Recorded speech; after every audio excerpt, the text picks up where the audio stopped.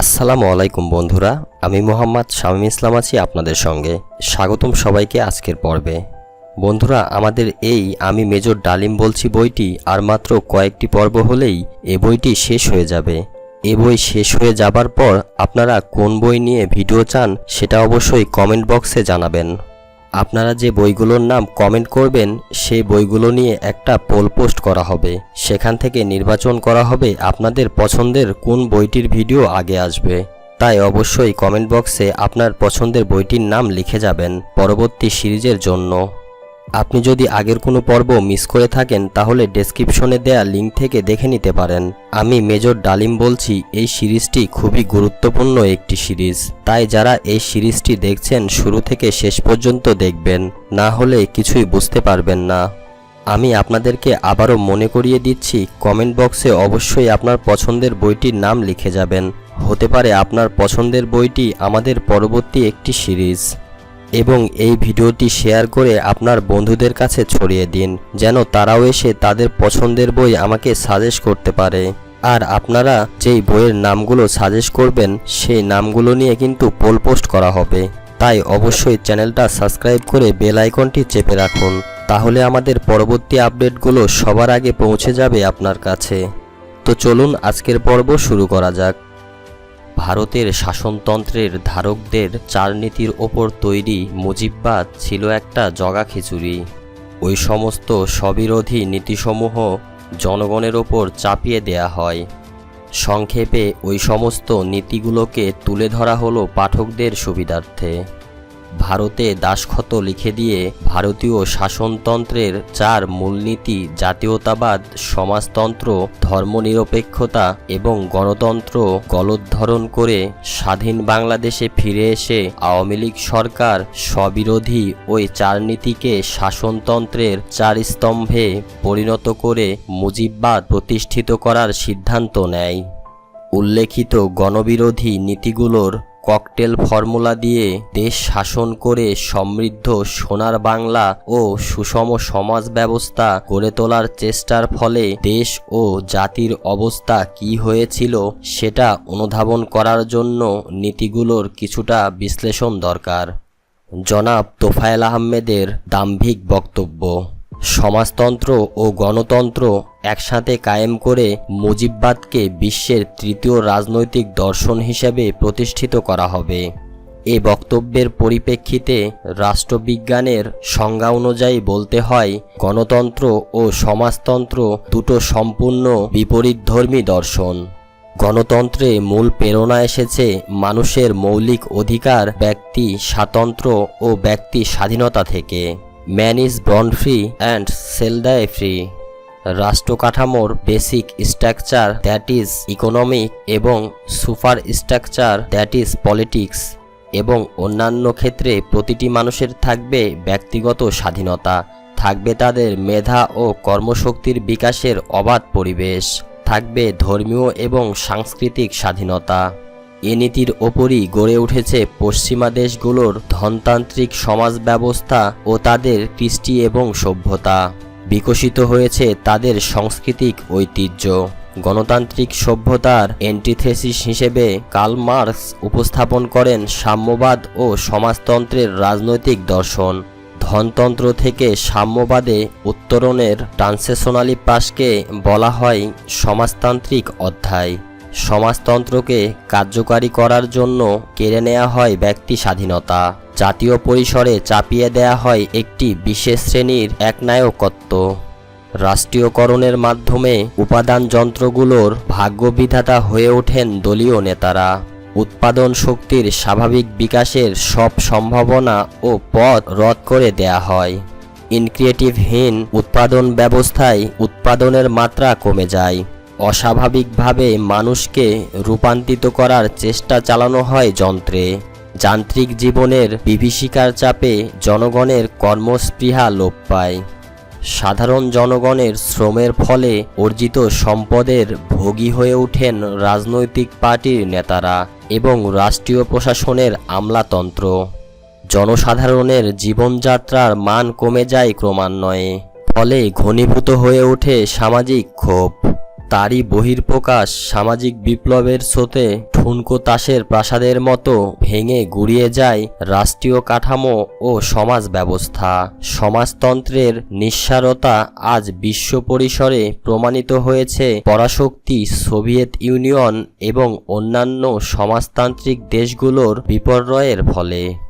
সাবেক সমাজতান্ত্রিক রাষ্ট্রগুলোর প্রতিষ্ঠাতা এবং নেতারা আজ সমাজতন্ত্রের আদর্শকে আস্তাকুড়ে ফেলে দিয়ে গণতন্ত্র ও বাজার অর্থনীতির নীতিকে গ্রহণ করে অতীত ভুলেরই শুধু প্রায়শ্চিত করছেন তা নয়, তারা এটাও পরিষ্কারভাবে প্রমাণ করেছেন গণতন্ত্র গ্রহণ করলে সমাজতন্ত্রকে বর্জন করাটা হয়ে ওঠে অপরিহার্য। এ দুইয়ের সহাবস্থান বৈজ্ঞানিকভাবে অসম্ভব। প্রতিটি মানুষ তার আপন স্বতন্ত্রে বিকাশিত। এ প্রাকৃতিক নিয়মে মেনে নিয়ে গড়ে উঠেছিল ব্যক্তি স্বাধীনতা ও গণতন্ত্রের দর্শন। তাই আজও মানুষের কাছে আবেদন রয়েছে এ দর্শনের। পক্ষান্তরে প্রাকৃতিক নিয়মকে অস্বীকার করে মানুষকে যন্ত্রে পরিণত করার প্রচেষ্টা এবং যন্ত্র হিসাবে মূল্যায়ন করার ফলেই সমাজতন্ত্র দর্শন হিসেবে মানুষের কাছে গ্রহণযোগ্য হয়ে ওঠেনি। স্বাধীনতাত্তর বাংলাদেশের জনগণও ঠিক একই কারণে মেনে নেয়নি সমাজতন্ত্রের চাপিয়ে দেয়া নীতি, বিশ্বাস করেনি আওয়ামী লীগের জগাখিচুড়ি মুজিববাদী আদর্শের ভাওতাবাজি। এবার আলোচনা করা যাক ধর্মনিরপেক্ষতার বিষয়ে। ধর্মনিরপেক্ষতার আক্ষরিক মানেটা আজ অবধি আমি ঠিক বুঝে উঠতে পারিনি।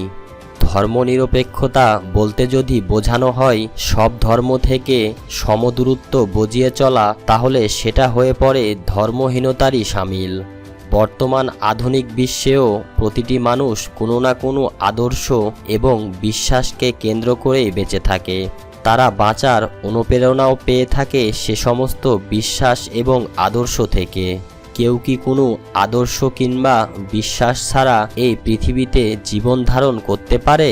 হয়তোবা পারে, তবে আমার জানা মতে তেমন কোনো ব্যক্তির সাক্ষাৎ আজ অবধি আমি পাইনি। বিশ্বাস অনেক প্রকার হতে পারে, যেমন ধর্মীয় বিশ্বাস, মানবতাবাদ, এথিজম বা নিরসবরবাদ, অ্যানিমিজম, পৌত্তলিকতাবাদ প্রভৃতি। যে যাই বিশ্বাস করুক না কেন সেটা ব্যক্তি স্বাধীনতার ব্যাপার। প্রত্যেকের কাছে তার বিশ্বাস তার জীবন ধর্ম। রাষ্ট্রীয় নীতি হিসেবে ধর্মনিরপেক্ষতা জনগণের ওপর চাপিয়ে দেওয়ার অর্থ দাঁড়িয়েছিল জনগণকে তাদের নিজস্ব ধর্ম বিশ্বাস থেকে জোর করে নিরপেক্ষ রাখার ব্যর্থ প্রচেষ্টা। এ ধরনের প্রচেষ্টা অবশ্যই মানবাধিকার, ব্যক্তি স্বাধীনতা এবং গণতান্ত্রিক অধিকারের পরিপন্থী। ধর্মনিরপেক্ষতার নীতি সরকারিভাবে শাসনতন্ত্রের স্তম্ভ হিসেবে গ্রহণ করে আওয়ামী লীগ সরকার দেশের সংখ্যাগুরু এবং সংখ্যালঘু উভয় সম্প্রদায়ের লোকের ধর্মীয় চেতনা ও বিশ্বাসের অবমাননা করেছিল। বাংলাদেশের ধর্মভীরু জনতা তাদের ধর্মীয় বিশ্বাসের অবমাননা কিছুতেই মেনে নেননি। প্রত্যেকের নিজস্ব ধর্ম পালন করার পূর্ণ স্বাধীনতা ভোগ করে এসেছে এদেশের মানুষ চিরকাল। তাছাড়া ধর্মীয় সহনশীলতার এক গৌরবময় ঐতিহ্য বাংলাদেশি জনগণ আদিকাল থেকে বহন করে এসেছে। উপমহাদেশের অন্যান্য অঞ্চলে ধর্মীয় আদর্শের প্রচার ও প্রতিষ্ঠার জন্য অনেক হিংসার্থ হানাহানি, এমনকি ধর্মীয় যুদ্ধও হয়েছে।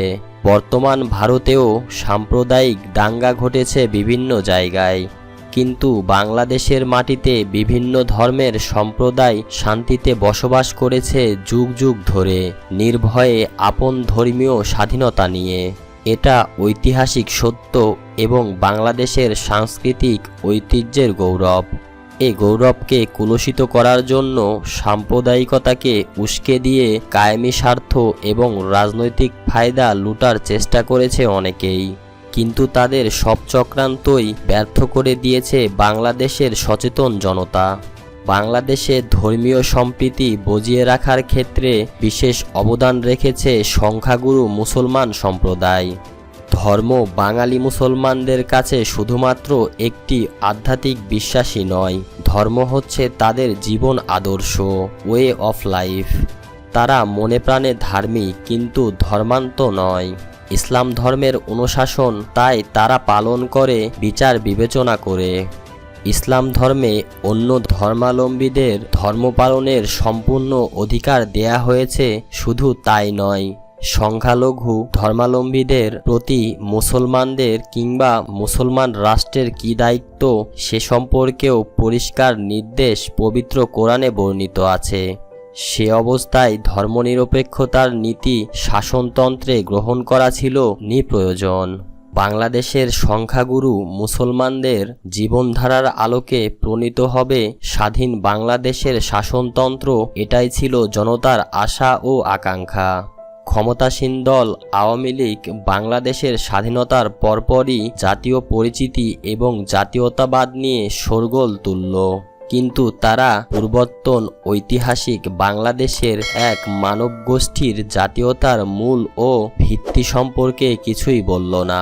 বাংলাদেশের স্বাধীনতা লাভের সুযোগে অনেকেই আবার সরবে মেতে উঠল। তারা বলে বেড়াতে লাগলো মুসলিম লীগের দ্বিজাতি তত্ত্বের উপর ভিত্তি করে যে রাজনীতি উপমহাদেশে সংগঠিত হয়েছিল এবং পরিণতিতে ভারতবর্ষ বিভক্ত হয়েছিল, সেই দ্বিজাতি তত্ত্ব ভুল প্রমাণিত হয়েছে।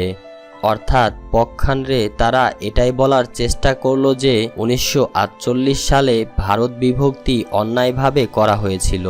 এ ধরনের উক্তি নেহায়েত অযৌক্তিক এবং উদ্দেশ্য প্রণোদিত। এ ধরনের বক্তব্য অখণ্ড ভারতের প্রবক্তাদের প্রচারণায় মিল খুঁজে পাওয়া যায়।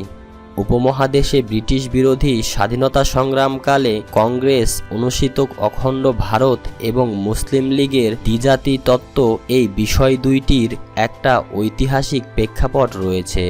প্রাগ ঐতিহাসিক যুগ থেকেই এই অঞ্চলে বিভিন্ন জাতিগোষ্ঠী তাদের স্বকীয়তা বজায় রেখে স্বাধীনভাবে বসবাস করে এসেছে।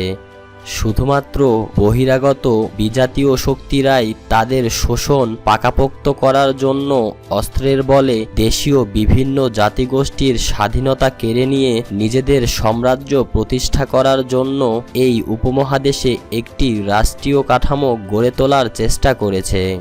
বৈদিক যুগে আর্যভাষীদের আগমনের কাল থেকে ব্রিটিশ উপনিবেশবাদের শাসনকাল পর্যন্ত ইতিহাস ঘাঁটলে এ সত্য অতি সহজেই অনুধাবন করা যায়। আদিকালের বর্ণ হিন্দুরা রামরাজ্য কায়েমের ধোঁয়া তুলে অখণ্ড ভারত প্রতিষ্ঠিত করার চেষ্টা করে ব্যর্থ হয়েছিল। একচ্ছত্র আধিপত্য স্থাপন করতে সক্ষম হয়নি আফগান এবং মুঘল শাসকরাও। একমাত্র ব্রিটিশ সাম্রাজ্যবাদী আধুনিক উচ্চতর মানের সমরাস্ত্র এবং বৈজ্ঞানিক প্রযুক্তির বদৌলতে পুরো উপমহাদেশকে একটি প্রশাসনিক রাষ্ট্রের রূপ দিতে সক্ষম হয়েছিল। অতএব যুক্তিসঙ্গত কারণেই বলা যায় যে একক রাষ্ট্র হিসেবে ভারতের ইতিহাস অতি সাম্প্রদায়িক। 1900-এর দশকে ব্রিটিশ শাসন ও শোষণের বিরুদ্ধে বিভিন্ন জাতিগোষ্ঠীর আন্দোলন যখন দানা বেঁধে উঠেছিল, তখনই পাশ্চাত্য ধ্যানধারণায় দীক্ষিত বর্ণ হিন্দুদের নেতৃত্বে সৃষ্টি করা হয় কংগ্রেস পার্টি। ব্রিটিশ প্রচারণায় মূল উদ্দেশ্য ছিল বিভিন্ন জাতিসত্তার স্বাধীনতার দাবিকে উপেক্ষা করে ব্রিটিশ সৃষ্ট ইন্ডিয়ান ইউনিয়নকে অটুট রেখে স্বাধীনতার পর তাদের ক্ষমতায় বসানো। এর ফলে বর্ণ হিন্দুরা দীর্ঘদিনের লালিত স্বপ্ন অখণ্ড ভারতে রামরাজ্য প্রতিষ্ঠা করার সম্ভাবনা দেখতে পায়। তাদের প্রতি ব্রিটিশ সহযোগিতার কারণ ছিল মূলত দুটি। ব্রিটিশ সাম্রাজ্যবাদকে উপমহাদেশ দখল করতে হয়েছিল মুসলমানদের বিরোধিতার মুখে, ফলে মুসলমানরা হয়ে ওঠে তাদের চোখের বালি। প্রতিহিংসার রোষানলে ব্রিটিশ সরকার মুসলমানদের ঘৃণা ও সন্দেহ করতে থাকে।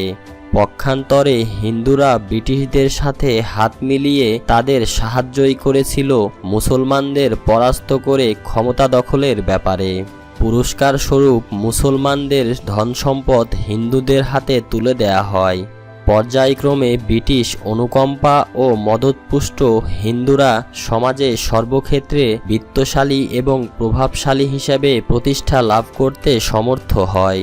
মুসলমানরা হয়ে পড়ে নিঃস্ব ও ক্ষমতাহীন। সুদীর্ঘ 200 বছরের ব্রিটিশ গোলামির ইতিহাসে হিন্দু সম্প্রদায় বরাবরই ছিল ব্রিটিশ শাসনগোষ্ঠীর সহযোগী মিত্রশক্তি, আর মুসলমানরা পরিণত হয় নিগৃহ ও করুণার পাত্রে। পাশ্চাত্য শিক্ষা এবং ধ্যান ধারণায় গড়ে ওঠা উচ্চবিত্ত বর্ণ হিন্দু সম্প্রদায়ের অনুগত্য সম্পর্কে ব্রিটিশ শাসনগোষ্ঠী ছিলেন নিশ্চিত, তাই তারা চেয়েছিলেন স্বাধীনতার পর রাষ্ট্রীয় ক্ষমতায় ওই শ্রেণীকেই অধিষ্ঠিত করতে, যাতে করে সমগ্র উপমহাদেশে তাদের মাধ্যমে নিজেদের স্বার্থ কায়েম রাখা সম্ভব হয়। পরিকল্পনা অনুযায়ী কংগ্রেসকে ভারতীয় দল হিসেবে প্রতিষ্ঠিত করার কাজটি ছিল তাদের সমগ্র রাষ্ট্রীয় ক্ষমতার দাবিদার বানাবার পূর্বশর্ত।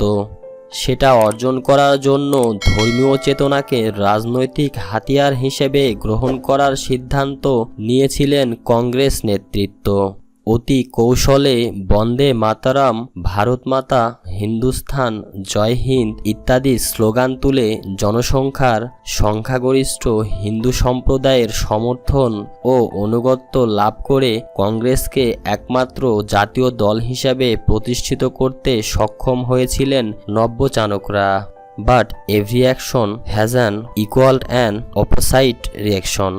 ব্রিটিশ বিরোধী স্বাধীনতার আন্দোলনের গায়ে তথাকথিত ধর্মনিরপেক্ষতার ধ্বজাধারী কংগ্রেস যখন হিন্দু ধর্মের নামাবলী একতরফাভাবে চাপিয়ে দিল, তখন সংখ্যালঘু জাতি গোষ্ঠীগুলো নিজেদের অস্তিত্ব সম্পর্কে শঙ্কিত হয়ে ওঠে। এই অবস্থায় উপমহাদেশের বিভিন্ন জাতিসত্তার বিভিন্ন মুসলমান সম্প্রদায় নিজেদের স্বাতন্ত্র্য বজায় রাখার জন্য ভিন্ন রাষ্ট্রের দাবিতে সোচ্চার হয়ে জোর আন্দোলন গড়ে তোলে। এই প্রেক্ষাপটেই কংগ্রেসের মোকাবিলায় মুসলমানদের দাবিকে রাজনৈতিক রূপ দেবার জন্যই গঠন করা হয়েছিল রাজনৈতিক সংগঠন মুসলিম লীগ, এবং কংগ্রেসের অখণ্ড ভারত তত্ত্বের মোকাবিলায় মুসলিম লীগ প্রচার করেছিল দ্বিজাতি তত্ত্ব। পরবর্তীতে ক্রমান্বয়ে হিন্দুদের জন্য হিন্দুস্তান এবং মুসলমানদের জন্য পাকিস্তান, এই দুটো দাবিতে হিন্দু মুসলমান এই দুই ধর্মগোষ্ঠীর মেরুকরণ ভয়াবহ সংঘাতে রূপ ধারণ করে। সংঘর্ষে ক্ষয়ক্ষতি ও প্রাণহানি ঘটে দুপক্ষেই। এই অবস্থার পরিপ্রেক্ষিতেই হিন্দুস্তান ও পাকিস্তান সৃষ্টির দাবি বাধ্য হয়েই মেনে নিতে হয়েছিল ব্রিটিশ সরকারকে। তর্কের খাতিরেও যদি ধরে নেওয়া হয় স্বাধীন বাংলাদেশের প্রতিষ্ঠা দ্বিজাতি তত্ত্বকে খণ্ডিত করেছে, তবে যুক্তিগত কারণেই মেনে নিতে হবে বাংলাদেশের স্বাধীনতা অখণ্ড ভারত তত্ত্বকেও খণ্ডিত করেছে একইভাবে। কিন্তু আমার মনে হয় 1971 সালে দ্বিজাতি তত্ত্বের অসারতা নয়, বরং বাংলাদেশের প্রতিষ্ঠার মাধ্যমে এটাই প্রমাণিত হয়েছে যে ভারত একটি বহুজাতিক দেশ। একই সাথে এটাও প্রমাণিত হয় যে শুধুমাত্র বিশেষ একটি উপাদানের ওপর ভিত্তি করে কোনো জাতিসত্তা গড়ে উঠতে পারে না। জাতীয়তাবাদী চেতনার বিকাশে মূল ভূখণ্ড, ভাষা, নৃতাত্ত্বিক বৈশিষ্ট্য, সাহিত্য, সাংস্কৃতিক ঐতিহ্যের সাথে ধর্মীয় মূল্যবোধও একইভাবে প্রভাব রাখে। নির্দিষ্ট ভূখণ্ডে ধর্ম, বর্ণ, গোষ্ঠী, সম্প্রদায়, জাত, কুল নির্বিশেষে যখন কোনো জনগোষ্ঠী এক সামগ্রিক চেতনায় উদ্বুদ্ধ হয়ে ওঠে, তখনই জাতীয়তাবাদ প্রাণ পায়। জাতীয়তাবাদ মূলত এক ধরনের অনুভূতি, এক ধরনের মানসিকতা, এক ধরনের জাগ্রত চেতনা, যার সৃষ্টি হয় জনসমষ্টির প্রবাহমান ঐতিহাসিক জীবনধারায়। জাতীয় সংগ্রামের ধারায় গতিশীলতা অর্জন করার জন্য কখন কোন উপাদানটা বিশেষ ভূমিকা রাখবে সেটা সম্পূর্ণভাবে নির্ভর করে সময়, বাস্তব পরিস্থিতি, জনগণের প্রত্যাশা এবং নেতাদের ওপর। অতীত সম্পর্কে গৌরববোধ, বর্তমানের উপভোগ বা বঞ্চনা আর ভবিষ্যতের রঙিন স্বপ্ন জাতীয়তাবাদের চেতনা জাগ্রত করে এমন জনমনে গড়ে তোলে ঐক্যবদ্ধ সুরের মূর্ছনা। এ ধরনের ঐক্যবদ্ধ চেতনা যখন কোনো জনসমষ্টিকে একত্রিত করে, তখন সামাজিক ও রাজনৈতিক শক্তি হিসেবে তা অপ্রতিরোধ্য হয়ে ওঠে। সামগ্রিক সত্তা হিসেবে তা বিভিন্ন মাত্রায় প্রকাশিত হয়, আর তারই ফলে একটি জাতি সব রকম চ্যালেঞ্জ মোকাবেলার জন্য আদর্শিক ও দৈহিকভাবে প্রস্তুত হয়। বাংলাদেশে জাতীয়তাবাদের প্রশ্নে এখনও প্রচুর বিভ্রান্তির অবকাশ রয়েছে। রাজনৈতিক নেতৃবৃন্দ এ বিভ্রান্তিকে আরও জটিল করে তুলেছেন তাদের ক্ষণস্থায়ী রাজনৈতিক ফায়দা লুটার জন্য। এ বিভ্রান্তি নিরসনের জন্য বুদ্ধিজীবীদের যে গুরুত্বপূর্ণ ভূমিকায় প্রয়োজন তাও প্রায় অনুপস্থিত। পরিষ্কারভাবে সত্যকে আমাদের জানতে হবে। আমাদের জাতীয়তাবাদ কি? বাংলাদেশি জাতীয়তাবাদ না বাঙালি জাতীয়তাবাদ? প্রাচীন বঙ্গ অববাহিকা ও তৎসংলগ্ন ভূভাগ যে ভারতীয় উপমহাদেশে একটি প্রাচীন এবং সুপরিচিত স্ববৈশিষ্ট্য সমুজ্জ্বল অঞ্চল ছিল, তার অসংখ্য সাক্ষ্য প্রমাণ প্রাচীন বৈদিক সাহিত্যে বিধৃত রয়েছে। খ্রিস্টপূর্ব 1400 থেকে 1000 সালের মধ্যে ঐতরের অরণ্যকে বঙ্গের কথা রয়েছে। মহাভারত ও হরিং বংশেও দেখা যায় বঙ্গ প্রসঙ্গ।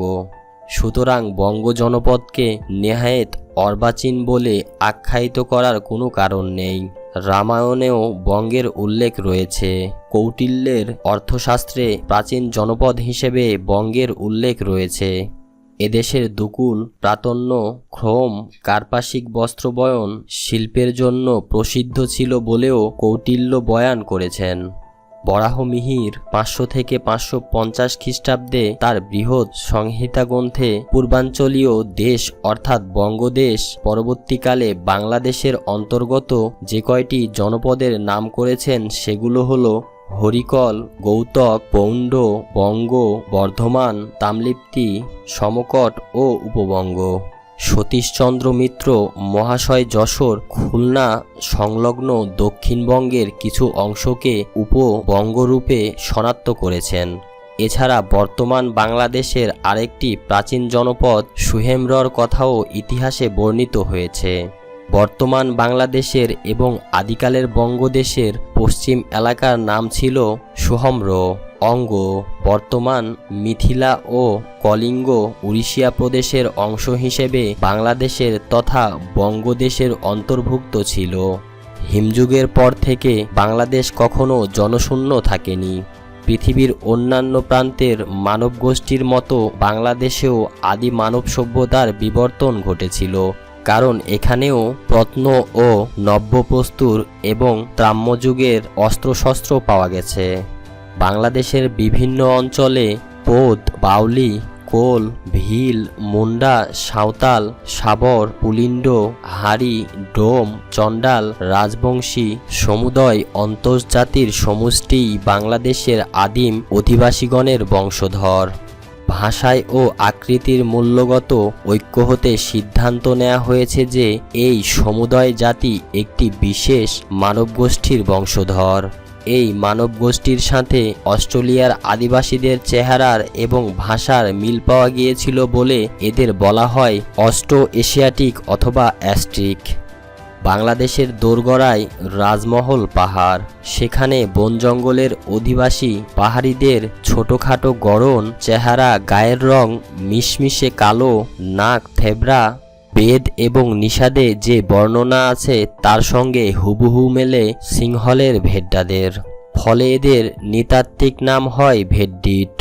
নিষাদ জাতি বলেও তারা আখ্যায়িত হয়েছে। প্রাচীন বাংলাদেশের নানা জায়গায় নানা রকম পরিবেশে এবং জল হাওয়ায় নানান দলে ভাগ হয়ে মানুষ বসবাস করত। পরে তাদের রক্তে বহিরাগতদের নানা রক্তের ধারা এসে মিশেছে। বাঁচবার আলাদা আলাদা ধরনের দারুণ এবং রক্তের মেশামেশি হওয়ায় স্থানভেদে চেহারায় নানা রকম ধাঁচ সৃষ্টি হয়েছে। মনের গড়নে, মুখের ভাষায়, সভ্যতার বাস্তব উপাদানে তার প্রচুর ছাপ আছে। বাংলাদেশের মাটির গুণ আর সেই মাটিতে নানা জাতের মেলামেশা, এরই মধ্যে বাংলাদেশি জনপ্রকৃতির বৈচিত্র্য আর ঐক্যের গোড়া খুঁজে পাওয়া যাবে। বাংলাদেশের আদিম অধিবাসীগণ আর্য জাতির বংশধর নয়। বাংলা ভাষার বিশ্লেষণ করে পণ্ডিতগণ এ সিদ্ধান্তেই উপনীত হয়েছেন। উপরোক্ত দ্রাবিড় বা আর্য আসলে নরগোষ্ঠীর নাম নয়, ভাষাগোষ্ঠীর নাম মাত্র। একই নরগোষ্ঠীর মধ্যে ভিন্ন ভিন্ন ভাষায় চলন থাকতে পারে, কাজেই শুধুমাত্র ভাষা দিয়ে কোনো নরগোষ্ঠীর নামকরণ সঠিক নয়। আসমুদ্র হিমাচল আমাদের এই দেশের নাম বঙ্গদেশ বা বাংলাদেশ। প্রশ্ন দেখা দেয়, বাংলা অথবা বাঙ্গালা এবং বাঙালি শব্দের উৎপত্তি হলো কী করে? বাংলাদেশের ঐতিহাসিক পটভূমিকায় এই সমস্ত শব্দের ইতিহাস অতি সাম্প্রতিক। জনাব আবুল ফজর আইনি আকবরী গ্রন্থে বাংলা, বাঙ্গালা, বাঙালি শব্দের উৎপত্তি যে ব্যাখ্যা দিয়েছেন সেটা হলো, প্রাচীন বঙ্গ শব্দের সাথে আল শব্দ যুক্ত করে সুলতান শামসুদ্দীন বাঙালি শব্দের চয়ন করেন। আল শব্দের অর্থ পানি রোধ করার ছোট বড় বাঁধ। অন্যদিকে সুকুমার সেনের অভিমত হল প্রথমে বঙ্গ থেকে বাঙ্গালাহর সৃষ্টি হয়েছে। মুসলিম শাসন আমলে পার্শ্বিক বাঙ্গালাহা উচ্চারণ থেকে পর্তুগিজরা বানিয়েছে বেঙ্গল এবং ইংরেজদের হাতে পড়ে বঙ্গ পরিণত হয়েছিল বেঙ্গলি বা বাঙালিতে। বাংলাদেশি জনগণের বাসভূমির রয়েছে একটি ঐতিহাসিক প্রাকৃতিক সীমানা। বাংলাদেশের প্রাকৃতিক সীমানা সংক্ষেপে বলতে গেলে উত্তর হিমালয় ও তার গায়ে নেপাল, সিকিম ও ভুটান রাজ্য, উত্তর পূর্ব দিকে ব্রহ্মপুত্র নদ ও উপত্যকা, উত্তর পশ্চিম দিকে দ্বারভঙ্গ পর্যন্ত ভাগীরথীর উত্তর সীমান্তবর্তী সমভূমি, পূর্ব দিকে গারো, খাসিয়া, জৈন্তিয়া, ত্রিপুরা, আসাম, চট্টগ্রামের শৈলশ্রেণী বেয়ে দক্ষিণে সমুদ্র পর্যন্ত, পশ্চিমে রাজমহল, সাঁওতাল, পরগনা, ছোটনাগপুর, মুর্শিদাবাদ, মালদহ, পশ্চিমবঙ্গের অঞ্চলসমূহ, বিহারের বীরভূম, মালভূম, ধলভূম, কেওঙ্গর, ময়ূরভঙ্গের অরণ্যময় মালভূমি, দক্ষিণে বঙ্গোপসাগর। এই সীমারেখার মধ্যেই প্রাচীন বাংলাদেশের বা বঙ্গের দৌড়, পণ্ডু, বরেন্দ্র, রাঢ়, সুমহ, তাম্রলিপ্ত, সমতট, বঙ্গ, বাঙ্গাল, হরিকন প্রভৃতি জনপদ গড়ে তুলেছিল বঙ্গবাসী বা বাংলাদেশিরা। কোল, ভিল, সবার, পুলিন্দ, হাঁড়ি, ডোম, চণ্ডাল, সাঁওতাল, মুন্ডা, ওরাও, ভূমিজ, বাগদি, বাউলি, পোদ, মালপাহাড়ি প্রমুখ অস্টোস জনগোষ্ঠীর মিলন এবং তাদের রক্তের সাথে বহিরাগত নানা রক্তের ধারা এসে মিশে এক হয়ে সৃষ্টি হয় বঙ্গবাসী অথবা বাংলাদেশি জাতিসত্তার। সময়ের স্রোতে রাষ্ট্রবিধাতাদের হাতে বাংলাদেশিদের আবাসভূমি বাংলাদেশ খণ্ড বিখণ্ড হলেও তার ঐতিহাসিক প্রাকৃতিক সীমারেখা মুছে ফেলতে পারবে না কেউ কোনোদিন। রাষ্ট্রীয় সীমারেখা অপরিবর্তীয় নয়। আমাদের পূর্বপুরুষরা প্রাচীন বাংলাদেশের প্রসিদ্ধ জনপদগুলো গড়েছেন, রাষ্ট্রের বিকাশ ঘটিয়েছেন, জন্ম দিয়েছেন বিস্ময়কর সংস্কৃতি ও শিল্প ঐতিহ্যের। এ ঐতিহ্য আমাদের জাতীয় অধিকার। আজ রাষ্ট্রীয় পরিসীমা এবং জাতীয়তাবাদ নিয়ে গোষ্ঠী স্বার্থে অযথা যতই যুক্তিহীন বিতর্কের অবতারণা করা হোক না কেন, বাংলাদেশের সচেতন জনগণকে বোকা বানিয়ে ঘোলা পানিতে মাছ শিকার করা সম্ভব হবে না বেশি দিন। তারা তাদের অতীত ঐতিহ্য এবং ন্যায্য অধিকার ভবিষ্যতে একদিন না একদিন আদায় করে ছাড়বেই ইনশাআল্লাহ।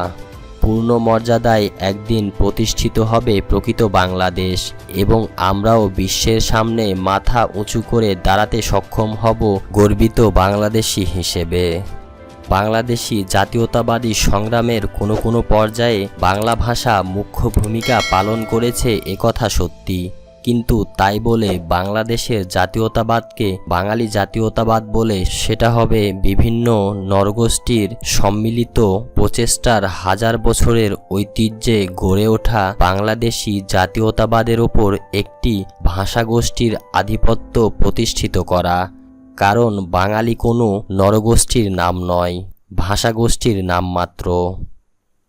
আমাদের প্রাণনাশের দ্বিতীয় প্রচেষ্টা। উত্তরবঙ্গে কর্মক্ষেত্র পরিদর্শন করতে যাবার সময় ওই ঘটনা ঘটে। 1975 সালের প্রথমার্ধে সারিয়াকান্দি এবং ধুনতেতে তখন আমাদের প্রজেক্টের কাজ চলছে। একদিন আমার উপর দায়িত্ব পড়ল কিছু মেশিনপত্র নিয়ে প্রজেক্ট পরিদর্শনে যেতে হবে। স্বপন ব্যবসার কাজে দেশের বাইরে, নুরো বিশেষ একটা কাজে ঢাকাতেই আটকে পড়েছে, তাই বাধ্য হয়েই আমাকে ওই দায়িত্ব নিতে হয়েছিল। ট্রাকে মাল ভর্তি করে রওনা হলাম। আমি নিজের গাড়িতেই যাব, কারণ আমাকে তাড়াতাড়ি আবার ঢাকায় ফিরতে হবে অন্য আরেকটি কাজে। আরিচা ঘাটে পৌঁছে দেখি ফেরি বিভ্রাট। নগরবাড়ি ঘাটে পৌঁছালাম বেশ রাত করে। রাতে ড্রাইভ করা সেই সময় ছিল বিপজ্জনক, তাই ঠিক করলাম ঘাটেই রাতটা কাটিয়ে ভোরে রওনা দেব গন্তব্যস্থলে। প্রায়ই উত্তর এবং পশ্চিমাঞ্চলে যাওয়া আসা করতে হয় নগরবাড়ি ঘাট দিয়ে।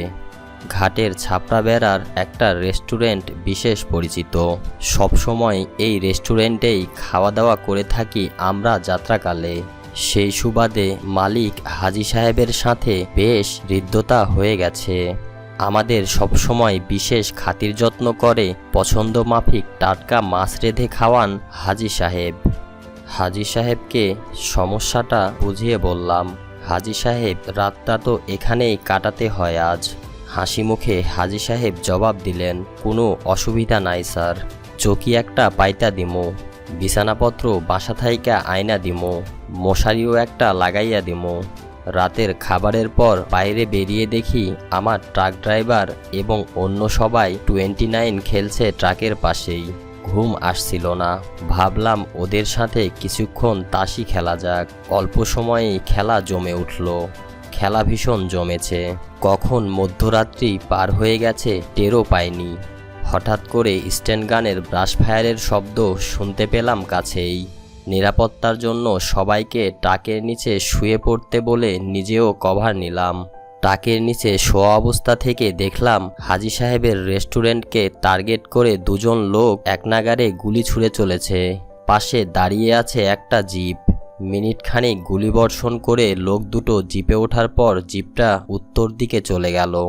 হাজী সাহেবের বাসা দোকানের কাছেই। গোলাগুলির আওয়াজ থামতেই তিনি হন্তদন্ত হয়ে ছুটে এলেন কয়েকজন স্থানীয় বাসিন্দাদের সাথে নিয়ে। আমরাও বেরিয়ে এলাম ট্রাকের নিচ থেকে। আমাকে অক্ষত অবস্থায় দেখতে পেয়ে হাজী সাহেব দৌড়ে এসে আমাকে বুকে জড়িয়ে ধরলেন। বেচারা নিজেকে সামলাতে না পেরে বাচ্চাদের মতো কাঁদছিলেন আর বলছিলেন, আল্লাহ মেহেরবান, শুকুর আলহামদুলিল্লাহ, সত্যিই আল্লাহ মেহেরবান। অন্যরা বুঝতে না পারলেও আমি আর হাজী সাহেব ঠিকই বুঝতে পেরেছিলাম কি উদ্দেশ্যে গুলি ছোড়া হয়েছিল। পরদিন অতি প্রত্যুষে ট্রাক ড্রাইভার ও অন্যান্যদের গন্তব্যস্থানে চলে যাবার নির্দেশ দিয়ে আমি ঢাকায় ফিরে এলাম। এই ঘটনার ব্যাপারে বিশেষ ঘনিষ্ঠ মহল ছাড়া অন্য কারো সাথে আলাপ করলাম না। এরপর থেকে নেহায়েত প্রয়োজন ছাড়া আমি ঢাকার বাইরে তেমন একটা যেতাম না। বাইরের কাজ দেখাশোনার দায়িত্ব নূর ও স্বপনকে নিতে হতো। বাকশাল ছিল দুমুখী অস্ত্র। শেখ মুজিব বাকশালের মাধ্যমে নিজের ক্ষমতা কুক্ষিগত করতে চেয়েছিলেন, কিন্তু শেখ মনি এবং তার দোসররা চেয়েছিল বাকশালকে ক্ষমতা দখলের হাতিয়ার হিসেবে ব্যবহার করতে। দেশের এই দুরবস্থায় শেখ মুজিবের ক্ষমতা লিপ্সা বেড়ে গেল। ক্ষমতার চূড়ায় অবস্থান করেও তার সন্তুষ্টি ছিল না। রাষ্ট্রের সর্বক্ষমতা তার নিজ হাতে কুক্ষিগত করার জন্য তিনি একদলীয় শাসন ব্যবস্থার কথা চিন্তা করতে লাগলেন। স্বাধীনতা যুদ্ধের একটি মূল উপাদান ছিল গণতান্ত্রিক অধিকার প্রতিষ্ঠিত করা। এর জন্যই হয়তোবা শেখ মুজিব এতদিন এ সিদ্ধান্ত গ্রহণ করতে পারেননি। তার এই মনোভাব জানতে পেরে দলীয় সুবিধাবাদী গোষ্ঠী নিজেদের স্বার্থ ও ক্ষমতা টিকিয়ে রাখার জন্য তাকে একদলীয় শাসন ব্যবস্থা কায়েম করার জন্য প্ররোচনা দিতে থাকে। 1974 সালের সেপ্টেম্বর থেকেই শেখ মুজিব একদলীয় শাসন ব্যবস্থার পক্ষে প্রচারণা শুরু করেন। নভেম্বর 1974-এ মস্কোপন্থী দলগুলোও সংসদীয় গণতন্ত্রের ব্যর্থতার পরিপ্রেক্ষিতে সরকারকে একদলীয় শাসন কায়েম করার জন্য আহ্বান জানায়। শেখ মুজিবের একান্ত বিশ্বস্ত তৎকালীন স্বরাষ্ট্রমন্ত্রী জনাব মনসুর আলীকে সোভিয়েত ইউনিয়নের দূতাবাসে ডেকে একদলীয় সরকার কায়েমের পরামর্শ দেয়া হয়। মনসুর আলী শেখ মনি এবং মস্কোপন্থী রাজনৈতিক দলগুলোর প্ররোচনা এবং শেখ মুজিবের নিজের ক্ষমতাকে আরও বাড়িয়ে তোলার বাসনা ও রাষ্ট্রকে সব দিক দিয়ে তার এবং তার দলের অনুগত রাখার জন্য একদলীয় সরকার কায়েমের সিদ্ধান্ত গ্রহণ করা হয়। 1975 সালের জানুয়ারি মাসের 18 তারিখে একদলীয় সরকার প্রতিষ্ঠার প্রস্তাব যখন সংসদীয় দলের মিটিংয়ে উত্থাপন করা হয়, তখন প্রস্তাবটির বিপক্ষে মত প্রকাশ করেন সংসদীয় দলের বেশিরভাগ সদস্য। এ অবস্থায় মিটিংয়ে বলা হয় এই প্রস্তাবের বিরোধিতা করা হলে শেখ মুজিব পদত্যাগ করবেন, নতুবা একটি মেরুদণ্ডহীন সংসদ সৃষ্টি করে এ প্রস্তাব পাশ করানো হবে। এই কথা শোনার পর মুজিবের ইচ্ছাকে অনেকটা বাধ্য হয়েই সবাইকে মেনে নিতে হয়। ৭৫ সালের ২৫শে জানুয়ারি জরুরি আইন ঘোষণার মাত্র ২৭ দিন পর দেশে একদলীয় শাসন ব্যবস্থা বাকশাল কায়েম করে গণতন্ত্রের কবর রচনা করে এক আদেশ জারি করলেন শেখ মুজিব। সারা জীবন যে শেখ মুজিব গণতন্ত্রের জন্য সংগ্রাম করে এসেছিলেন, তিনি বাংলাদেশের একদলীয় শাসনতন্ত্র কায়েম করে সর্বপ্রথম স্বৈরতান্ত্রিক একনায়কত্ব কায়েম করেন। বাংলাদেশে একদলীয় শাসনতন্ত্র প্রবর্তনের ফলে দেশের সকল বিরোধী দল বাতিল বলে গণ্য হয়। বাকশাল গঠন করার আগে শেখ মুজিব কোনো পদ্ধতিই অনুসরণ করেননি। সংসদীয় দলের মিটিংয়ে অনেকেই বাকশাল গঠনের বিরুদ্ধে বক্তব্য রেখেছিলেন। দ্বিতীয় দিনের অধিবেশনে জনাব নূরে আলম সিদ্দিকী ৫৫ মিনিট বক্তৃতা করেন। তার জ্বালাময়ী বক্তৃতায় শেখ মুজিব প্রমাদ শুনেছিলেন। তার কারণ, এ বক্তৃতাকে সংসদ সদস্যদের বৃহৎ অংশ ঘন ঘন করতালির মাধ্যমে সমর্থন জানান। এই বক্তৃতার পর অধিবেশন মুলতবি ঘোষণা করা হয়। পরদিন জনাব মিজানুর রহমান চৌধুরী এবং জনাব শামসুল হকও বক্তৃতা করার অনুমতি চান, কিন্তু তাদের সে অনুমতি না দিয়ে জনাব শেখ মুজিব গম্ভীর স্বরে সবাইকে বলেন, আর বক্তৃতা নয়, তোমরা আমাকে চাও কিনা সে কথাই শুনতে চাই। সবাই তার এ ধরনের বক্তব্যে স্তম্ভিত হয়ে গিয়েছিলেন। কথা ছিল সব সদস্যকেই এ প্রস্তাবের ওপর বক্তব্য রাখার সুযোগ দেয়া হবে। তিনি আবার বললেন, বলো আমাকে চাও কিনা। এরপর তার বিরোধিতা করার সাহস আর কারো হলো না। কিন্তু বঙ্গবীর জেনারেল ওসমানী এরপরও তার বক্তৃতায় নির্ভয়ে বলেন, আমরা ইয়াহিয়া খানকে সরিয়ে মুজিব খানকে চাই না। এরপর ২০শে জানুয়ারি বসে বাংলাদেশের রাজনৈতিক ইতিহাসে সংগঠিত সেই কলঙ্কিত অধিবেশন। ২৫শে জানুয়ারি সংসদে কোনো রকমের বিতর্ক ছাড়া গণতন্ত্রকে পুরোপুরি সমাহিত করে পাশ করানো হয় চতুর্থ সংশোধনী। মাত্র একবেলার সেই অধিবেশনে স্পিকার ছিলেন জনাব আব্দুল মালেক উকিল। এই আব্দুল মালেক উকিলই মাত্র ৩ মাস আগে ১৬ই অক্টোবর সংসদ ভবনে পার্লামেন্ট সংক্রান্ত এক সেমিনারে বলেছিলেন, আমাদের জনগণের জন্য সংসদীয় গণতন্ত্রই সর্বাপেক্ষা উপযোগী বলে বিবেচিত হয়েছে। তারই পৌরোহিত্যে চালু হয়ে গেল প্রেসিডেন্ট পদ্ধতির সরকার। বাতিল করে দেয়া হলো সরকার বিরোধী দল, পাশ করিয়ে নেওয়া হলো একদলীয় স্বৈরাচারী শাসন ব্যবস্থা। প্রেসিডেন্টকে সর্বময় ক্ষমতা দিয়ে শপথ পড়িয়ে নিলেন সেই আব্দুল মালেক উকিলি। ওই চতুর্থ সংশোধনীতে বলা হয় যে রাষ্ট্রপতি প্রধানমন্ত্রী থেকে শুরু করে সব মন্ত্রী নিয়োগ করতে পারবেন। প্রধানমন্ত্রী বা মন্ত্রীরা সংসদ সদস্য না হলে ভোট দিতে পারবেন না। প্রতিমন্ত্রী বা উপমন্ত্রী সংসদ সদস্য হবেন তেমন কোনো বাধ্যবাধকতা নেই। মন্ত্রিপরিষদ রাষ্ট্রপতিকে পরামর্শ দিতে পারেন, তবে রাষ্ট্রপতি তা কার্যকর করলেন কি করলেন না সে সংক্রান্ত ব্যাপারে আদালতে কোনো প্রশ্ন তোলা যাবে না। ওই অধিবেশনে জরুরি ক্ষমতা বিল কোনো আলোচনা ছাড়াই আইনে পরিণত হয়ে যায়। ২৫শে জানুয়ারি দুপুর ১:১৫ এক সংক্ষিপ্ত অধিবেশনে জারিকৃত চতুর্থ সংশোধনীতে বলা হয়, এই আইন প্রণয়নের পূর্বে যিনি বাংলাদেশের রাষ্ট্রপতি পদে অধিষ্ঠিত ছিলেন তিনি রাষ্ট্রপতি পদে থাকবেন না এবং রাষ্ট্রপতির পদ শূন্য হবে। শেখ মুজিবুর রহমান বাংলাদেশের রাষ্ট্রপতি হবেন এবং রাষ্ট্রপতির কার্যভার গ্রহণ করবেন। এই আইন প্রবর্তনের ফলে তিনি বাংলাদেশের রাষ্ট্রপতি পদে বহাল থাকবেন এমনিভাবে যেন তিনি এই আইনের দ্বারা সংশোধিত সংবিধানের অধীনেই রাষ্ট্রপতি নির্বাচিত হয়েছেন। সংশোধিত সংবিধান অনুযায়ী বাংলাদেশে একজন রাষ্ট্রপতি ও একজন উপরাষ্ট্রপতি থাকবেন। রাষ্ট্রপতি প্রত্যক্ষ নির্বাচনের মাধ্যমে নির্বাচিত হবেন। কার্যকালের মেয়াদ ৫ বছর। প্রজাতন্ত্রের নির্বাহী ক্ষমতা রাষ্ট্রপতির হাতে থাকবে। তিনি প্রত্যক্ষভাবে অথবা তার অধীনস্থ কর্মচারীর মাধ্যমে যে ক্ষমতা নির্ধারণ করবেন, উপরাষ্ট্রপতি শুধুমাত্র সেই ক্ষমতায় প্রয়োগ করতে পারবেন। রাষ্ট্রপতিকে তার দায়িত্ব পালনে সাহায্য ও পরামর্শ দানের জন্য একটি মন্ত্রিপরিষদ থাকবে। রাষ্ট্রপতি তার বিবেচনায় সংসদ সদস্যদের মধ্য থেকে কিংবা সংসদ সদস্য হওয়ার যোগ্য এরূপ ব্যক্তিদের মধ্য হতে একজন প্রধানমন্ত্রী ও আবশ্যক মনে করে অন্যান্য মন্ত্রী, প্রতিমন্ত্রী ও উপমন্ত্রী নিয়োগ করতে পারবেন। প্রত্যেক মন্ত্রী সংসদে বক্তৃতা করতে এবং কার্যাবলীতে অংশ নিতে পারবেন। তবে তিনি যদি সংসদ সদস্য না হন তাহলে ভোটদান করতে পারবেন না।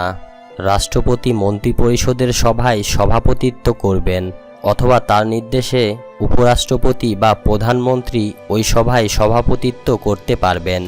মন্ত্রীগণ রাষ্ট্রপতির ইচ্ছা অনুযায়ী নির্ধারিত সময়সীমা পর্যন্ত স্বীয় পদে বহাল থাকবেন। সংশোধিত সংবিধানে রাষ্ট্রপতিকে দেশে শুধু একটি মাত্র রাজনৈতিক দল গঠন করার ক্ষমতা দেয়া হয়েছে, যা জাতীয় দল নামে অভিহিত হবে। সংশোধনীতে কার্যভারকালে তার বিরুদ্ধে কোনো আদালতে কোনো ফৌজদারি কার্যধারা দায়ের করা বা চালু রাখা যাবে না এবং তার গ্রেপ্তার বা কারাবাসের জন্য কোনো আদালত হতে পরোয়ানা জারি করা যাবে না। জাতীয় দলের ঘোষণায় বলা হয়, কোনো ব্যক্তি জাতীয় দল ছাড়া অন্য কোনো রাজনৈতিক দল গঠন কিংবা ভিন্ন ধারার কোনো রাজনৈতিক কার্যকলাপে অংশগ্রহণ করতে পারবেন না। ওই সংশোধনীর পক্ষে 294 জন সাংসদ ভোট দেন, কেউ বিরোধিতা করেননি। সংসদের 2 ঘন্টা 5 মিনিট স্থায়ী ওই অধিবেশনে স্পিকার ছিলেন আব্দুল মালেক উকিল। বিলের বিরোধিতা করে 3 জন বিরোধী ও 1 জন স্বতন্ত্র সদস্য ওয়াকআউট করেন। এরা হলেন জাসদের আবদুল্লাহ সরকার, আব্দুস সাত্তার মঈনুদ্দিন আহমেদ ও স্বতন্ত্র সাংসদ মানবেন্দ্র নারায়ণ লারমা। আতাউর রহমান খান আগেই সংসদ অধিবেশন থেকে বেরিয়ে আসেন।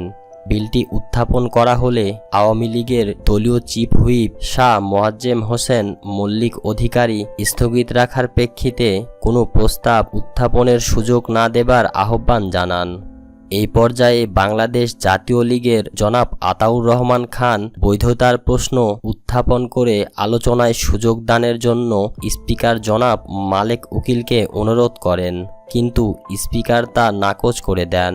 পরে কণ্ঠভোটে চিফ হুইপের প্রস্তাব গৃহীত হয়। তারপর আইনমন্ত্রী মনোরঞ্জন ধর সংসদে জরুরি ক্ষমতা বিল 1975 পেশ করেন। চিফ হুইপ এক্ষেত্রেও মৌলিক অধিকার স্থগিতকরণ বিধি প্রয়োগ না করার আবেদন জানালে বিষয়টি কণ্ঠভোটে পাশ হয়। এখানে একটি বিষয় বিশেষ প্রাণিধানযোগ্য। যদিও বিলটি সংসদে বিনা বাধায় পাশ হয়, তবে গণতন্ত্রের বিকল্প একনায়কত্বের প্রশ্নে আওয়ামী লীগের মধ্যেও দ্বিমত পরিলক্ষিত হয়। পরে জেনারেল ওসমানী ও জনাব ব্যারিস্টার মইনুল হোসেন একদলীয় শাসন ব্যবস্থার বিরোধিতা করে তাদের সংসদ সদস্য পদ থেকে ইস্তফা দেন। আওয়ামী লীগের প্রবীণ গণতন্ত্রী মনা নেতৃবৃন্দ শেখ মুজিবের এই পদক্ষেপে ভীষণ অসন্তোষ হন। বাকশাল গঠনের পর দেশের রাজনৈতিক অবস্থার কথা ভেবে তারা চিন্তিত হয়ে পড়েন। বাংলাদেশে গণতন্ত্রকে হত্যা করার জন্য অন্য কেউই দায়ী নয়, স্বয়ং শেখ মুজিবই হত্যা করেছিলেন গণতন্ত্রকে। দেশে একনায়কত্বের বিরুদ্ধে চাপা অসন্তোষ সৃষ্টি হয়।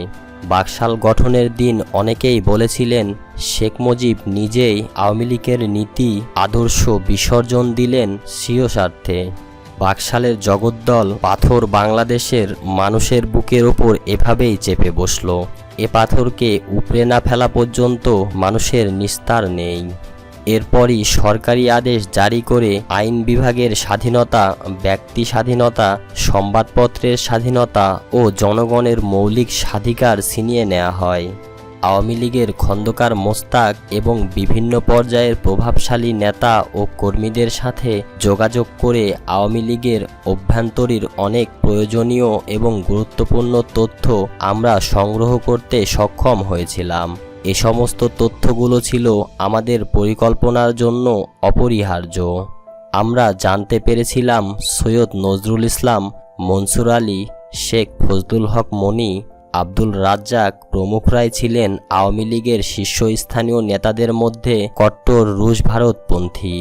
বাকশালী একদলীয় শাসন ব্যবস্থা কায়েম করার মূল উদ্যোক্তা ছিলেন শেখ ফজলুল হক মনি, নজরুল ইসলাম, আব্দুস সামাদ আজাদ, আব্দুর রাজ্জাক, মনসুর আলী, শেরনিয়াবাদ, সৈয়দ হোসেন, মনি সিং এবং প্রফেসর মোজাফফর আহমেদ। রাষ্ট্রীয় ক্ষমতা কুক্ষিগত করা এবং নিজের অবস্থানকে সুসংহত করার জন্যই শেখ মুজিব এ সমস্ত উচ্চাভিলাষী নেতাদের প্রভাব ও পরামর্শ মেনে নিয়ে গণতন্ত্রের বলি দিয়ে বহুদলীয় শাসন ব্যবস্থার পরিবর্তে একদলীয় স্বৈরতন্ত্র প্রতিষ্ঠা করেছিলেন। তার এই হঠকারী সিদ্ধান্তকে আওয়ামী লীগের বৃহৎ অংশই মেনে নিতে পারেননি। শেখ মুজিবের ক্ষমতার প্রতাপের মুখে নিরাপত্তার ঝুঁকি নিয়ে সেদিনেরা প্রকাশ্যে বিরোধিতা না করে নীরব থাকতে বাধ্য হয়েছিলেন।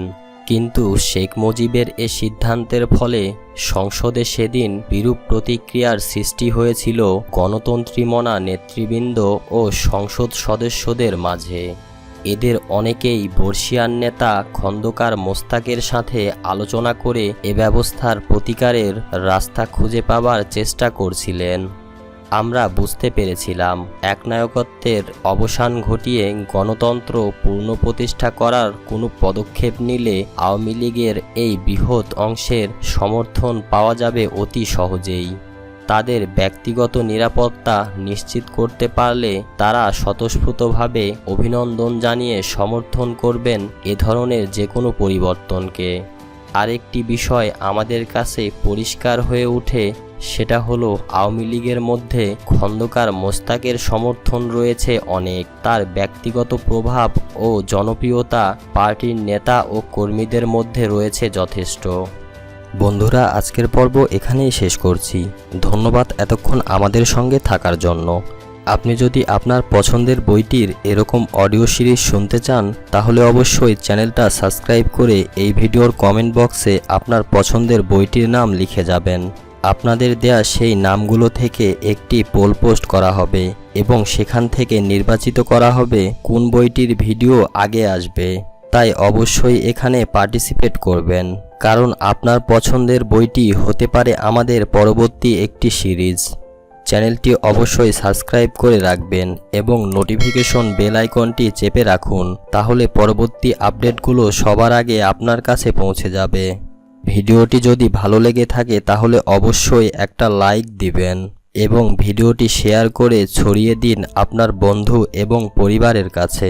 এই ইতিহাসগুলো সবারই জানা প্রয়োজন, এগুলো খুবই গুরুত্বপূর্ণ ইতিহাস। ধন্যবাদ এতক্ষণ আমাদের সঙ্গে থাকার জন্য। ফিরে আসব পরবর্তী পর্বে ইনশাআল্লাহ। আজকের মতো আল্লাহ হাফেজ।